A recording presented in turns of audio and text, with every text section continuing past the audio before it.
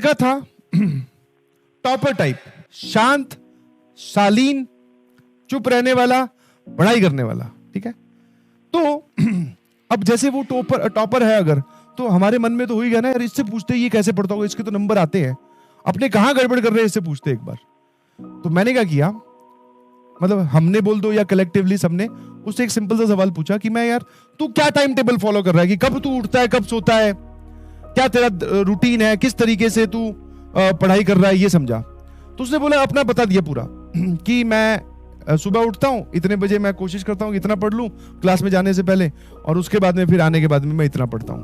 पूरा उसने अपना शेड्यूल हमारे साथ डिस्कस कर लिया सारा, उसने एकदम बोलते ना, हमने भी वो भैया पूरी सुन ली और रूम पे आकर लिख लिया एकदम सफेद पेज पर, ऊपर टाइम टेबल बड़ा बड़ा डार्क अक्षरों में, थोड़ा उसमें स्टाइल डालकर, और नीचे लाइन लगाकर 2-3 लाइनें लगाकर कि इतने बजे उठना, और ये एकदम तैयार कर लिया बढ़िया। ठीक है, हाँ। अब जब हम ऐसी कोई चीज तैयार करते हैं तो it is very well evident कि वो ज्यादा दिन चलती नहीं है। ज्यादा दिन छोड़ो सर, वो 5-10 मिनट या 1 घंटे बाद में ही खराब हो जाती है। ठीक है, तो वापस से यार मैंने कहा ये तो टाइम टेबल फिर गड़बड़ हो जा रहा है। समझ में आया कि नहीं समझ में? तो टाइम टेबल जो है वो फिर से क्या हो जा रहा है, गड़बड़ हो जा रहा है। ध्यान सुनना, ठीक है, है ना? तो मैंने उनको बोला मैंने कहा यार इस समस्या का इलाज इससे पूछते कि ये क्या करता होगा। ऑल्दो वो बड़ा ही मतलब पढ़ने वाला ही लड़का था, और किसी एक्टिविटी में कभी हमने उसको फालतू घूमते फिरते नहीं देखा, क्लास जाना आना। तो मैंने कहा यार वैसे तो शायद ये टाइम टेबल फॉलो ही करता होगा, इससे क्या पूछना, बट फिर भी इससे ये वाली बात पूछते हैं। तो हमने जाके उससे पूछा, या मैंने पूछा, मैंने कहा यार ये एक बात बता कि जब ये टाइम टेबल फॉलो ना हो तब क्या करना है वो बता।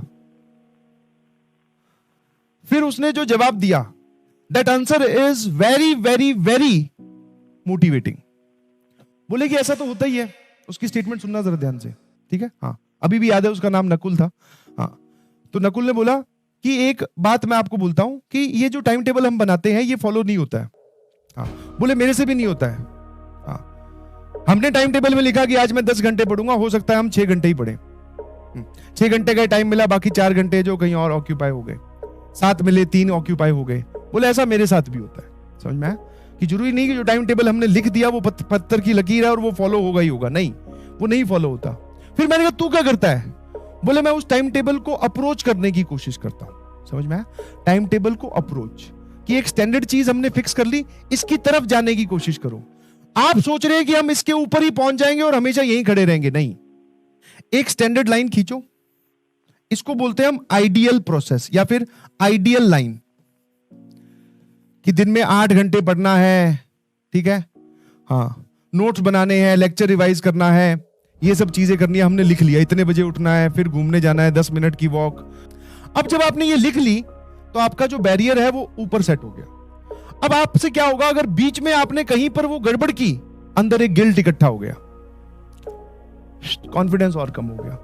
तो ऐसा नहीं है कि जिसने टाइम टेबल बना लिया वो सारे फॉलो कर रहे हैं, कोई नहीं फॉलो करता है। तो सर बाकी लोग क्या करते हैं? इस आइडियल लाइन या फिर जो भी तुम्हारी आइडियल प्रोसेस है, इसके नजदीक रहने की कोशिश करो। 10 घंटे लिखे हैं तो 8 घंटे को स्ट्राइक करो, 7 को करो, बट करो। समझ में आया? आपको लगे कि आप इस लाइन से दूर जा रहे हैं तो वापस अपने आप को इसकी तरफ लेके जाएं और फिर इसके नजदीक नजदीक मूव करने की कोशिश करें। थोड़े बहुत अप्स डाउन चलेंगे, बट इसके नजदीक जाने की कोशिश करना। जितनी दूर जाओगे फिर गड़बड़ हो जाएगी, वापस मुड़ने में बहुत टाइम लगता है। और आप सोच रहे हो कि आप हमेशा इस पे ही चल लोगे, तो दिस इज नॉट पॉसिबल। और ऐसा कोई भी नहीं करता, कोई भी नहीं करता।